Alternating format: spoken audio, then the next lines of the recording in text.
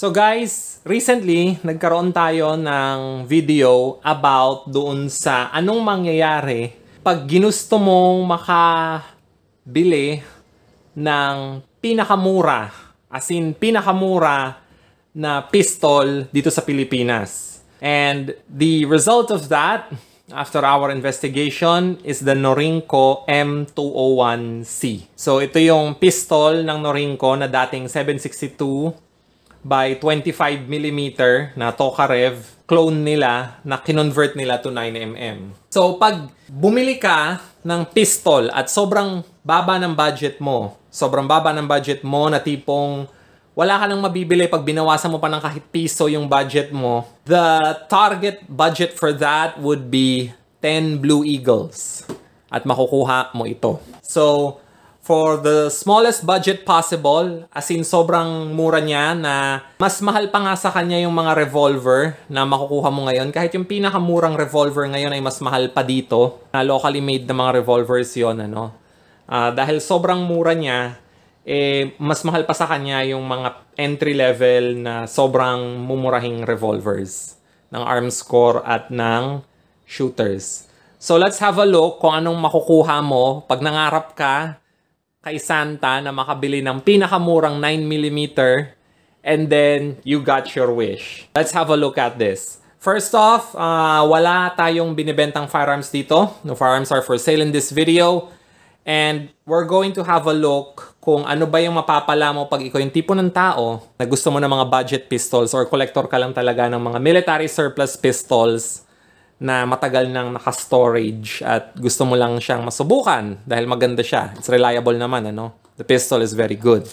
And ikaw ba yung tipo ng tao na pumupunta sa gun show and then bibili ka lang ng reloaded na ammo na 9mm kasi hindi mo afford yung mga full metal jacket na factory loads? Well, if you're that kind of guy, then you're probably also the kind of guy na bibili ng something like this. So let's have a look at it. So guys, pag bumili kayo nung nung M201C, this is all that it comes with. It comes in this very old box na walang branding whatsoever. Nakalagay lang sa kanya in handwriting is pentel pen na serial number ng firearm. So let's have a look inside kung ano yung makukuha mo. So, lasog-lasog na yung box. Tinip ko na lang siya kasi nasisira na siya. So, wala talagang marketing or branding whatsoever. Talagang box lang. And guys, let's have a look at it. So, meron pa tayong paperwork dito sa loob. Let's have a look. Oh, man. Okay. Check natin. Itong plastic na to, nilagay ko lang to. So, check natin muna yung manual. So, kitang-kita dito na model Tokarev pistol. Hindi nila nilagay kung anong model. Hindi nila nilagay kung M213, M201C. Nilagay lang nila to. Talagang Tokarev lang. So, sobrang generic. Let's have a look at this. So, made in China. Guys, post nyo na lang yung video kung gusto nyo basahin yung guide, There you go. Right? So, as you can see, meron tayong mga parts dito sa video. Guide na to. Post nyo na lang kung gusto nyo basahin. Marami ako nakikita mga typo. Wrong grammar and everything. You can tell na sino man yung nagsulat nito is not a native English speaker. So, there you go. Yan ang dami niyang parts. Very nice. Yan na yan guys. Ito na yung guide. So, itong pistol na to ay nilay away ko kasi walang budget. So, ginapang ko talaga para makuha ko to. Gaya ng maraming mga bumibili na gun owners kasi maliit lang talaga budget natin. Alright, so let's have a look at kung ano yung makukuha mo. Ngayon na nakita mo na yung guide. Alright, Okay, so inside it comes in this. Ayan, so wala na tayong laman sa loob. Okay, so here it is. Styrofoam. Sobrang luma na nito to guys, It really does look like it's been sitting around in a warehouse for decades bago siya nabenta. So, the entire package itself comes with yung cleaning rod, isang magazine na nakalagay na dun sa firearm. So, 2 magazines total. And then the firearm itself. Lahat sila ay balot na balot sa Cosmoline. So, meron akong basahan, panyo para mapunasan natin kasi malagkit talaga siya dahil Cosmoline yung laman niya. Nilubog nila sa Cosmoline. So, sige, natin. So, first off, cleaning rod. Okay? So, itong cleaning rod nila ay, yun nga, very generic na vintage cleaning rod, Yung cleaning rod kasi guys ng Norinco, simple lang talaga. Ang gagawin mo lang is kukuha ka lang ng tela, ilalagay mo dito, lubog mo siya sa motor oil, tapos you just ram it in that barrel para malinisan mo na siya. Hindi siya yung maarte gaya ng mga cleaning kit na meron tayo ngayon, ang dami pa mga brush. Ito, ganun lang siya. Kahit yung sintas ng sapatos mo, pwede mong itali dito, lubog mo sa motor oil, panglinis mo na kagad doon. So, usually, pwede ka rin gumamit ng something like this, which is ito yung bore mop. Ito yung tinatali mo dito. Minsan ang gamit lang yon, bore mop to. So, vintage bore mop to. Kumuha ka ng ganon, tali mo lang dito. Tapos yun na yun. Ganon lang guys. Sobrang simple, walang kaartehan whatsoever sa paglilinis. So, yan yung laman nung ano natin, nung cleaning rod. I also wanna bring your attention dito sa ano natin, dito sa magazines. Here is the magazine that it comes with.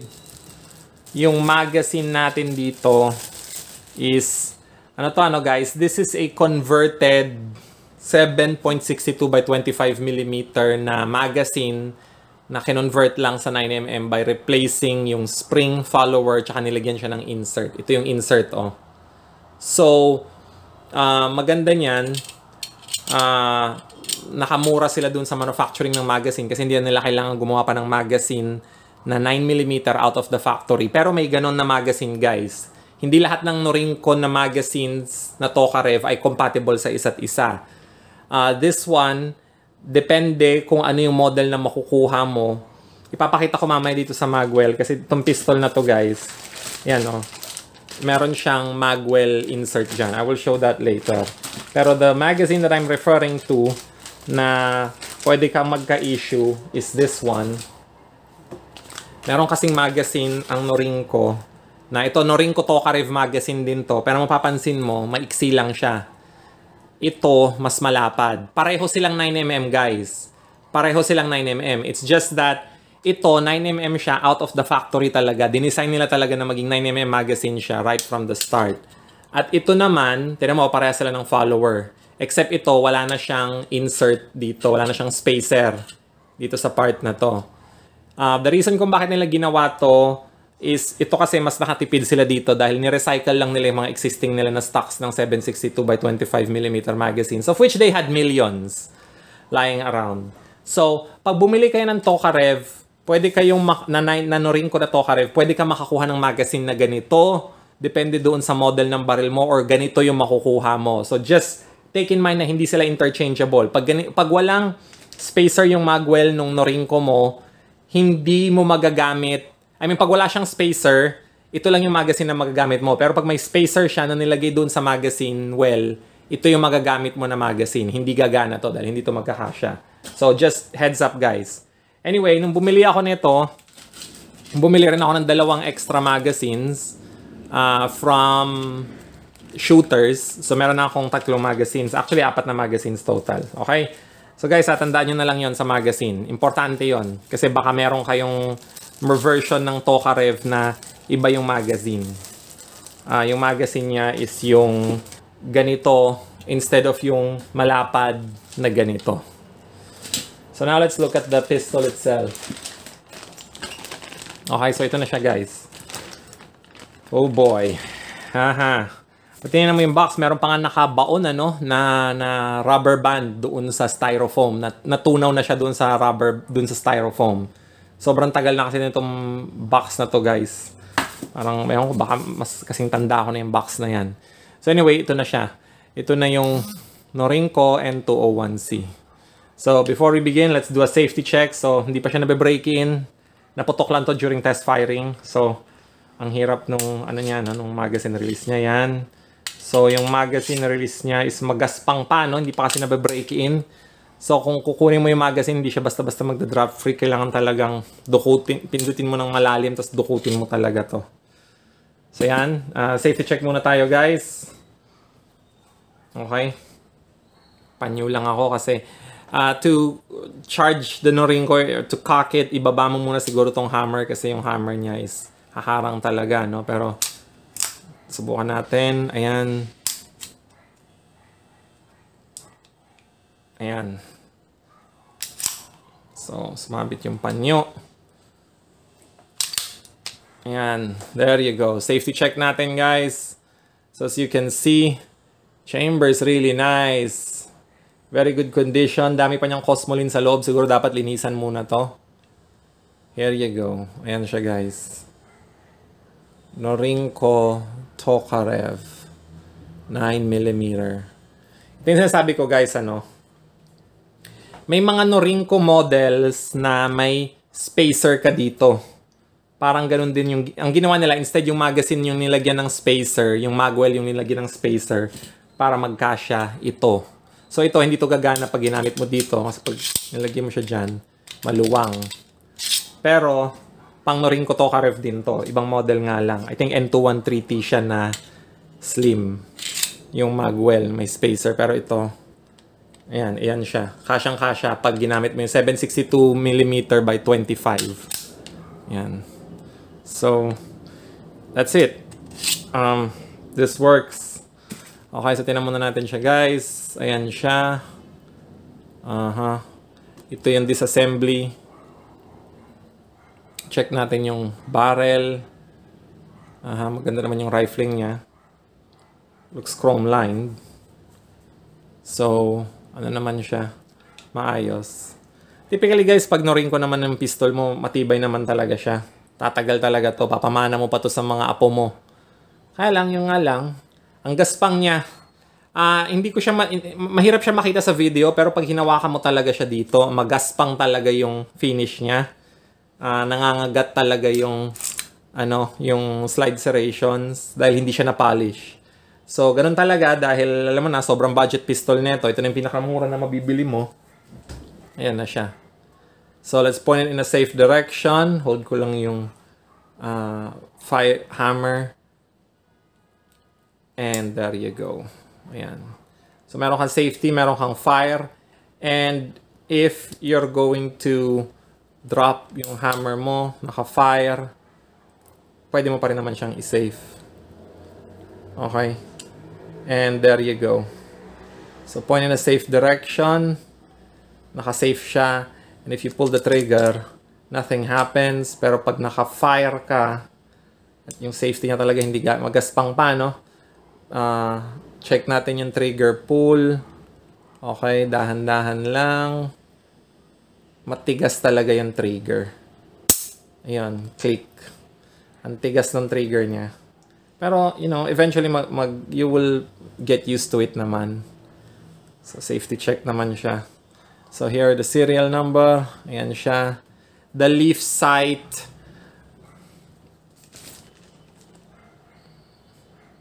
Check natin yung sights niya. Ayan yung sight niya. Okay. There are those sights. Leaf sight lang siya. Blade sight. So, ang talim ng sight niya, no? Ito.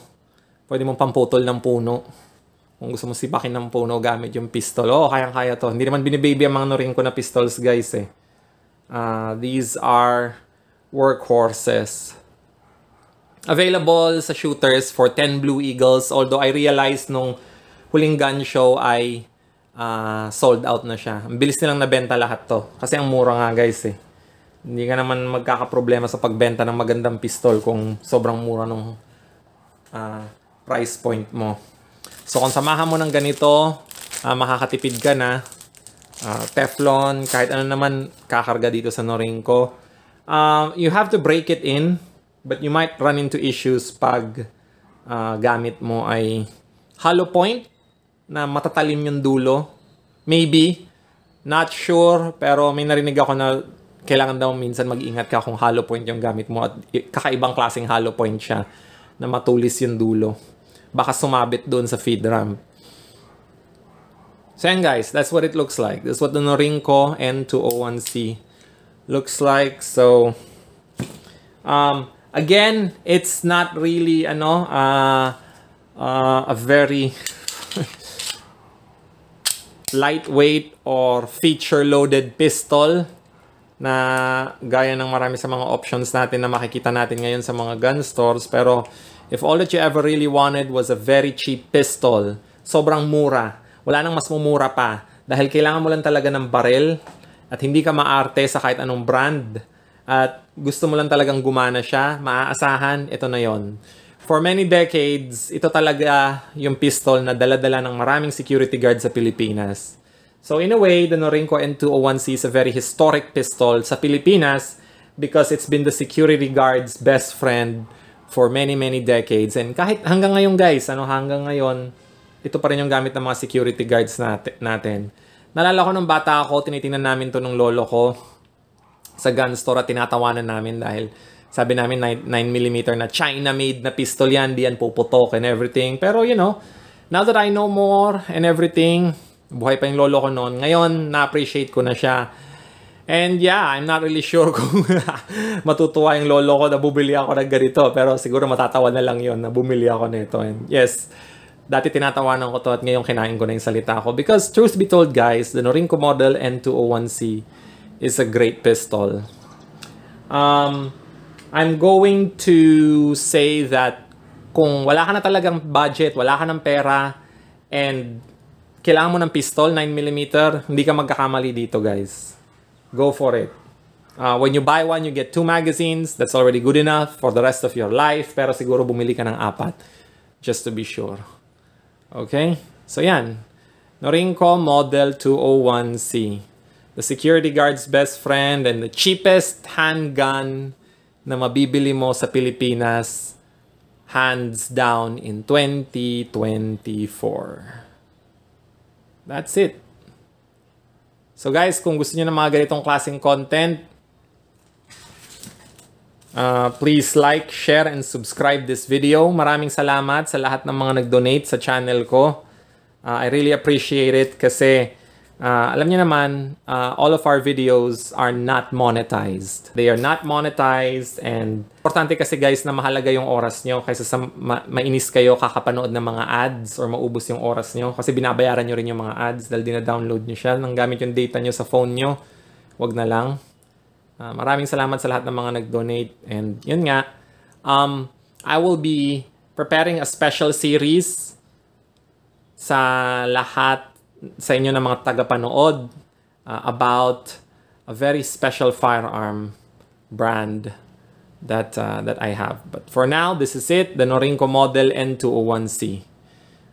The cheapest handgun you can get in the Philippines, going for 10 Blue Eagles plus registration only.